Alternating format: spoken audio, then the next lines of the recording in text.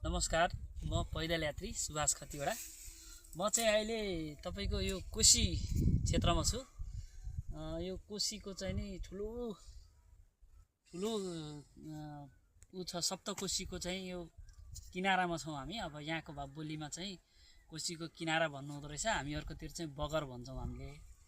अब यत्रो कोशी यो चाहिँ नि एउटा तपाईको समुद्र जत्रै छ है।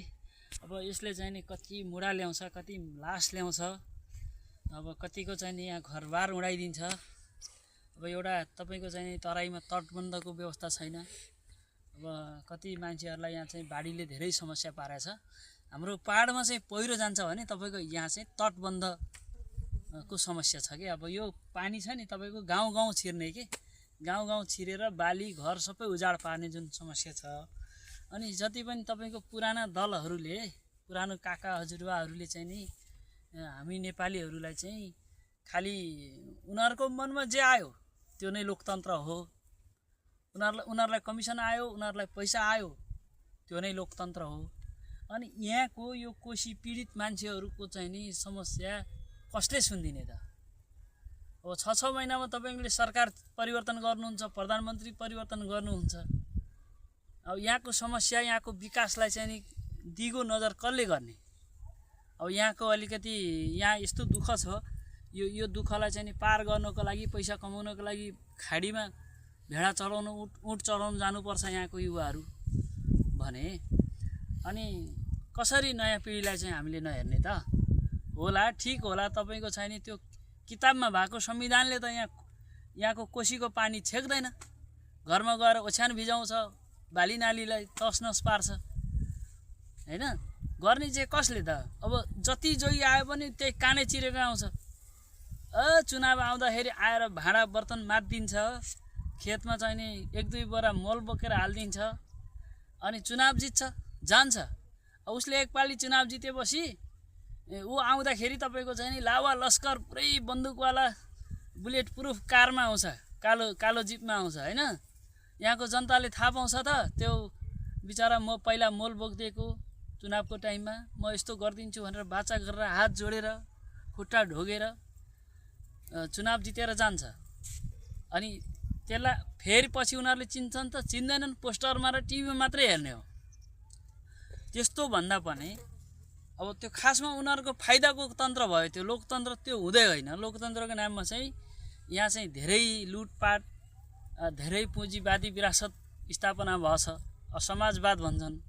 समाजवाद भनेको चाहिँ कस्तो आयो भने दिनकै चाहिँ नि 3500-4000 युवालाई चाहिँ विदेश पठाउने, साउदी, कतार, मलेसिया पठाउने, अलि पढे लेखेका अलिकति 8-10 लाख ऋण झिक्न सक्ने मान्छेलाई अस्ट्रेलिया, अमेरिका पठाउने, त्यो नै उनीहरूको लोकतन्त्र भइरहेछ के, त्यो नै गणतन्त्र भइरहेछ है।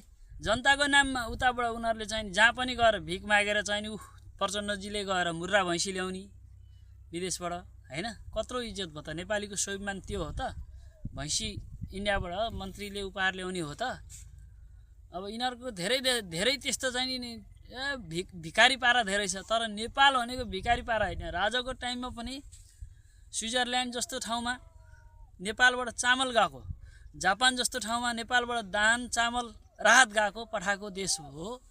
यिनीहरूले यस्तो तस नस पारे। हामीले बालेनको रविको भक्ति गान गरेको होइन हैन। अब त्यो अहिले बालेन जिन्दाबाद जिन्दाबाद भनेर आँखा चिम्लेर हामी जिन्दाबाद भन्दैनौँ। उसले गरेको हेर्न बाँकी छ। उसले चाहिँ नि काठमाडौँमा अलिअलि गरेर देखायो पनि। राम्रो कुरालाई राम्रो भन्ने हो, नराम्रो कुरालाई नराम्रो भन्ने हो हैन। तपाईको ओली सरकारले त्यत्रो बच्चाहरूलाई चाहिँ नि मार्यो र भन्छ मैले गोली हानेकै छैन भनेर हैन। राष्ट्र प्रमुखको हिसाबले, प्रधानमन्त्रीको हिसाबले चाहिँ उसले जिम्मेवारी लिन सक्यो, क्षमा माग्न सक्यो? अधिनायकवाद, उसको आमामा दम्ब र उसको घमण्ड कति उसले गफ पिट्दाखेरि तपाईको एक दिनमै रेल लिएर आउँछु भन्छ, भोलि बेलुका रेल आइहाल्छ तपाईको घरमा भन्छ हैन।